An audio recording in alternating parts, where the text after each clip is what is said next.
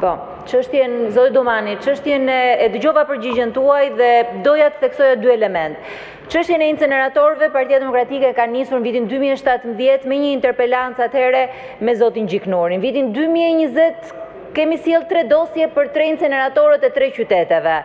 Më pas, si kryetare e Komisionit Hetimor të Inceneratorëve, kam sjell 12 padi të veçanta, duke nisur nga kryeministri zoti Edi Rama, Angela Gaçi, Belinda Balluku, Arben Ahmetaj, Armando Subashi, Erion Veliaj, Emiriana Sako, e kështu me radhë. Asnjë prej tyre nuk është sot përpara drejtësisë. Kjo është një çështje që tregon se si është një manual perfekt i kapjes shtetit. Është manuali ku 2 biznesmen me duar në xhepa vinë dhe marrin 430 milion euro. 2 biznesmen cilët nuk kanë asnjë lidhje me menaxhimin e mbetjeve, që i shkruajnë vendimet e qeverisë, që shkruajnë vendimet e Këshillit Bashkiak, që mbledhin qeverinë, që miraton 17 vendime qeverie brenda ditës, dhe është manuali perfekt i një grupi të strukturuar kriminal. Drejtësinë për inceneratorët 8 vite kemi që e kërkojmë, jo për mua si deputete e këtij parlamenti, as për mua si qytetar, as për SPAK-un, po për të treguar që në Shqipëri ka shpresë dhe do ketë shpresë. Dhe unë besoj që lakmusi i SPAK-ut është pikërisht inceneratorët dhe inceneratori Tiranës. Kam marrë 2 herë në SPAK si person në dieni për inceneratorin e Fierit dhe inceneratorin e Elbasanit, dhe arsyeja që ju pyeta për Tiranën është pikërisht kjo. Në momentin që një grup prej 12 personash që nuk mund të kishin vepruar të lirë, ka kryer këtë procedurë, ka paguar 430 milion euro, vazhdon dhe paguan 430 milion euro, do të thotë që drejtësia nuk është e barabartë për të gjithë. Disa janë më të barabartë se tjerët. Faleminderit. Faleminderit zona Tabaku, zoti Luciano Boçi. Faleminderit zoti Domani, kur ju lexuat pyetjen time të sunguar, në fakt, pyetjen e parë, se SPAK e ka shpallur pa prekshëm Edi Ramën, kjo pjesa këtu gajas shumë, dhe në fakt më shumë se sa mua duhet të shqetësoni ju, pasi nëse ne ju akuzojmë që jeni bërë instrument si institucion i pushtetit, këta e dinë shumë mirë dhe e besojnë, dhe nuk e çojnë fare në përmend që një ditë ai kryeministër do vi dhe përgjigjet atje. Nuk e besojnë kurrë, sepse prandaj duhet shqetësoni. Dhe merrni keq që pyetjen time ju e cunguat, unë kam bërë arsyetimin pse ai konsiderohet dhe është shpallur i paprekshëm, sepse qëndron në krye të aferës së inceneratorëve, e ka argumentuar Komisioni Hetimor, sepse ka ndryshuar ligjin me kërkesën e Klodian Zoto sipas dokumentave tuaja në dosjen e Arben Ahmetajt, sepse qëndron në krye të sterilizimit, sepse ju vini këtu në emër të institucionit dhe mbani përgjegjësi, dhe ai mban përgjegjësi për gjithë veprimtarinë dhe madje ka firmosur se ishte ai që urdhëroi 17 vendime brenda një dite. Se është po ai që është përmendur 14 herë nga drejtësia amerikane dhe kanë dalë fakte të reja për çështjen me Gonigal. Dhe prandaj ne themi që është shpallë pa prekshëm. Këto le të gajasen. Ndërsa për çështjen të krimit zgjedhor në Shkodër, mu referuat që unë kam dhënë shumë indicje. Po është e vërtet, edhe kallëzime. Dhe kallëzimet ka ardhur dhe kryetaria e PD-s në SPAK dhe madje është intimiduar se do akuzohet për kallëzim tren. Ndërsa unë personalisht nuk doja ta thoja këtë, po nxitët vetë, ju kam kërkuar bashkëpunim personalisht për të dëshmuar situatën sensitive në Shkodër dhe ka marrë përgjigje nga asistentja juaj që nuk mund t'ju takoj. Besoj ju ka njoftuar sepse ishte për bandat dhe angazhimin e tyre në fushatën zgjedhore dhe mu më është refuzuar takimi dhe po kam qenë shumë aktiv, kjo është e vërtet, por ju duhet përdorshit metodat e duhura kur ne bëshim indicje. Jo shkoj policia, jam falë. Baroni fjalinë vetëm. Zoti Domani, jo shkoj policia nuk e gjeti. Ju keni metodat e tjera, vendosjes në përgjim, kontroll, prandaj e jap indicjen unë. Dhe kjo duhet të ishte bërë. Faleminderit. Zoti Strazimiri, nuk ndodhet në sallë. Zoti Besar Xhaferi, 2 minuta ju lutem. Zoti Domani, një falenderoj që ju përgjigjet pjesës parë pyetjes time, që është pikërisht për bashkëpunimin e karteleve serbe malazeze me kartelet shqiptare, të cilat ju e faktuat që po ekziston, por pyetja vazhdonte normalisht me atë që Edi Rama po i bën pikërisht brezit tim. që po e shpopullon këtë vend, nga pastrimi parave në ndërtim dhe nga rritja e pafundme e kostove të ndërtimit dhe çmimeve të apartamenteve në Tiranë. Kjo nuk vjen nga tregu i lirë, kjo patjetër vjen nga firma e një individi që i jep lejen për ndërtim karteleve të drogës. Ati karteli që ju me shumë krenari arrestuat në fund të majt dhe deklaruat që ishe një sukses shumë i madh, pikërisht kartelit të troplinëve, ka marrë leje zhvillimi nga një individ.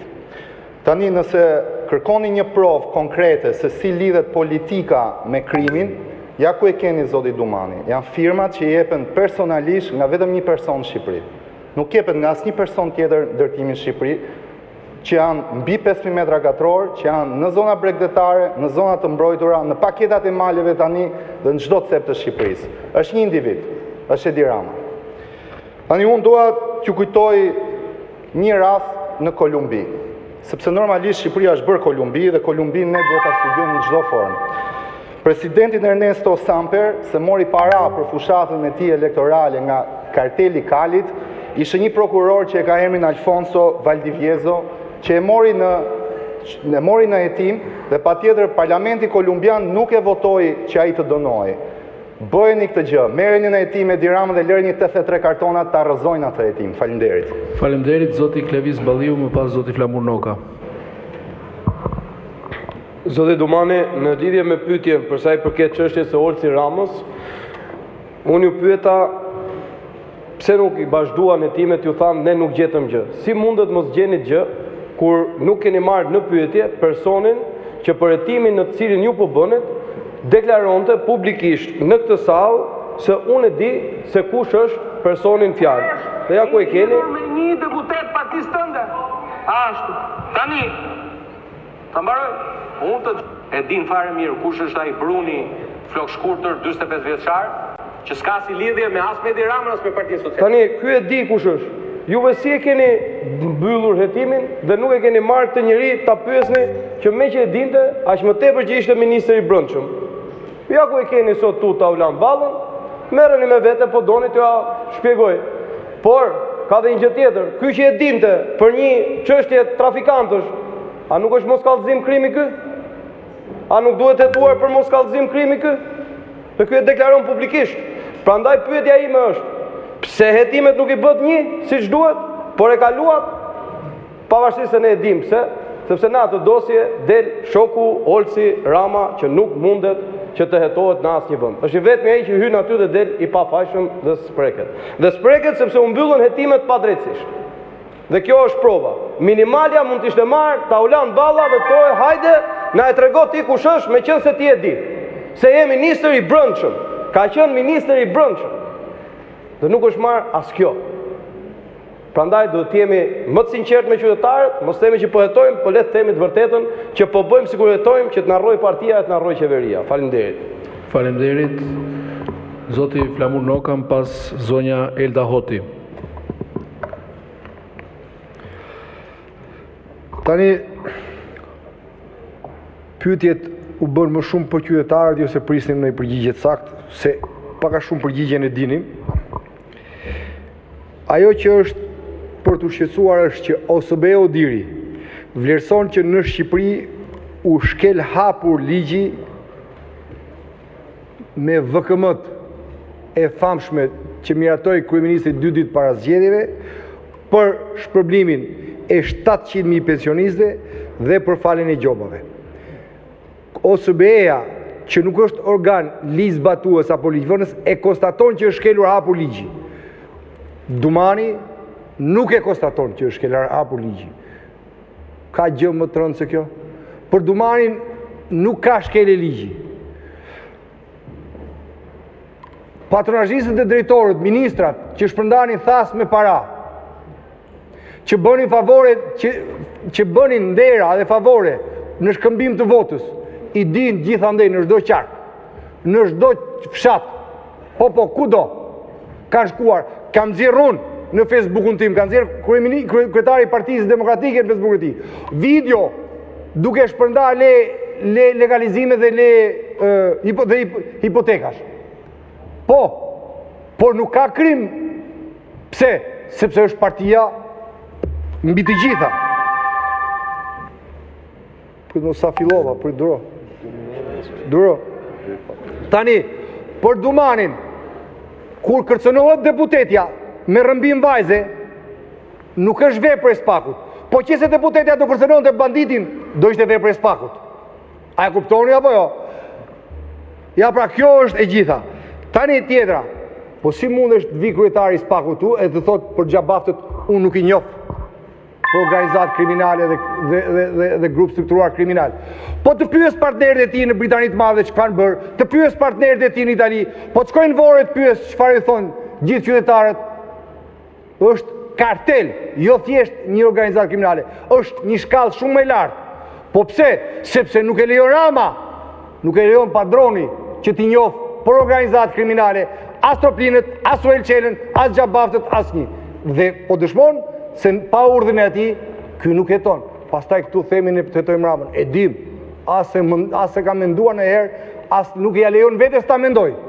Pavarësisht asaj që tha zoti Boçi, 17 vendime për i ditë, vetëm edhe eroja e derës tu e di që vetëm kryeministri ka fuqi t'i ushtrojë. Por jo, për Dumanin nuk janë ato, nuk ekzistojnë. Sekundërse se ekziston as Olsi. Kjo është. Ja pra, çfarë na duheni? T'ju themi shqiptarëve që ja ku e keni. Ky është prokurori politik dhe ky nuk është prokurori.